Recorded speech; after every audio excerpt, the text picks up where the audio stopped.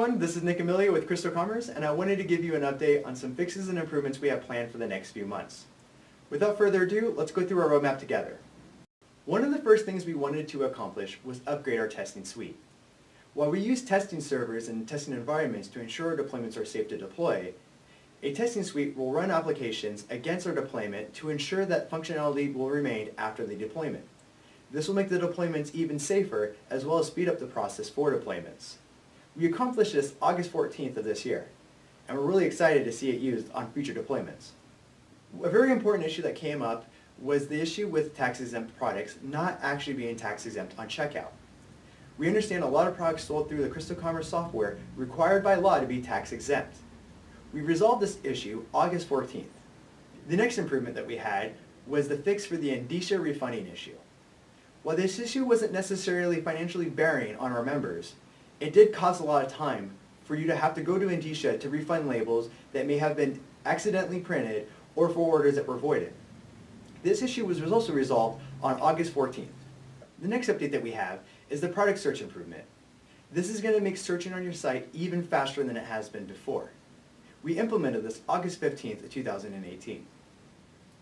The next improvement is actually a new feature, and it's the point-of-sale in-checkout order display. What this will do in the point-of-sale system, in the top left corner just under the search bar, a widget will appear if you ever have any point-of-sale orders in checkout. To prevent any confusion, it will not display any in-checkout orders from your direct website. So this update is going to be exciting for a lot of our point-of-sale stores.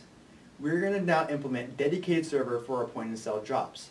What this will do is it will make sure that your point-of-sale orders will not have to compete with other jobs like a batch update or a mass create.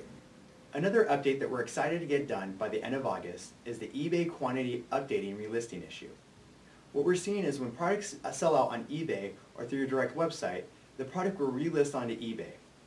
We have a few fixes in mind that will fix the situation. However, if it continues to occur, we'll continue implementing fixes for every situation that can cause a relisting or a duplicate listing on eBay. Another update we're looking forward to having done by the end of this quarter is an updated admin interface. While many of you may be very familiar with Beta Admin 2, the user interfaces for Admin 2 are almost complete. Once they are, we'll be switching the native interface for the admin to be Admin 2 and keeping a link in the admin to allow users to use the legacy admin interface. As a disclaimer, future products will be with Admin 2 in mind, so new features may not appear in the legacy admin. A large improvement that we've been working on is transitioning all of our applications and services to AWS. While we currently use AWS for some applications, like database backups, transitioning our entire system to AWS will allow us to utilize the tools on AWS. Some of the key benefits is dynamic resource management, which means that the system can auto-scale up during F&M and new product releases to meet traffic demand. Another thing we're really excited about is faster product development by using tools like Docker images. We also expect uptime improvements due to AWS's high standard for uptime, as well as all the improvements we have planned for our system. Last but not least, another benefit will be turnkey SSL certificates. While all websites hosted by CrystalCommerce fall under our wildcard SSL, we understand the value to have an SSL certificate on the domain your customers are familiar with. We plan to have all these improvements implemented early Q4 this year. Another improvement that we have planned for November of this year is an improvement to our Async Creation process. We're always looking for ways to get our sellers on places first to ensure they get all the pre-orders that they can.